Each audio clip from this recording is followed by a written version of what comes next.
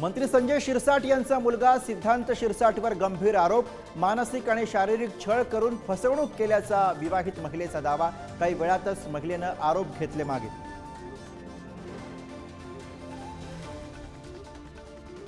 सोनं कारच्या हुंड्यावरती हगवणे कुटुंबियांचं पोट भरलंच नाही। बडेजाव मिरवण्यासाठी कोट्यवधींचा खर्च, वैष्णवीच्या वडिलांना लग्नात खर्च करायला लावले तब्बल 1.5 कोटी रुपये।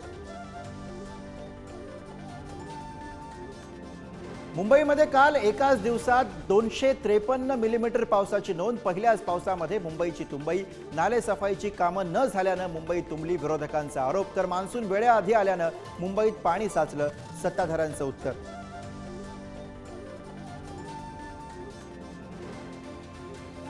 मुंबई पाण्यात जायला भ्रष्टनाथ शिंदे आणि भाजप जबाबदार। आदित्य ठाकरेंचा घणाघात, तुम्ही 25 वर्षात काय केलं, ठाकरेंना राणेंचा सवाल।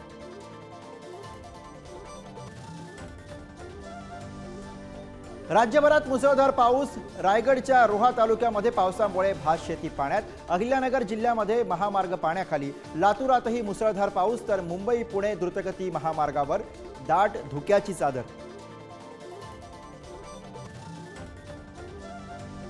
राज्यातल्या अनेक जिल्ह्यांमध्ये पिकं पाण्यात, शेतकऱ्यांच्या हातातोंडाला आलेला घास हिरावला, बळीराजाची मदतीची मागणी।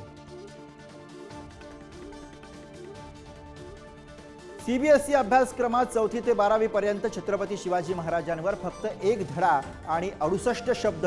शिवरायांच्या इतिहासाला इंग्रजी माध्यमाचे विद्यार्थी पोरके, शिवप्रेमी आणि इतिहासकारांकडून नाराजी व्यक्त।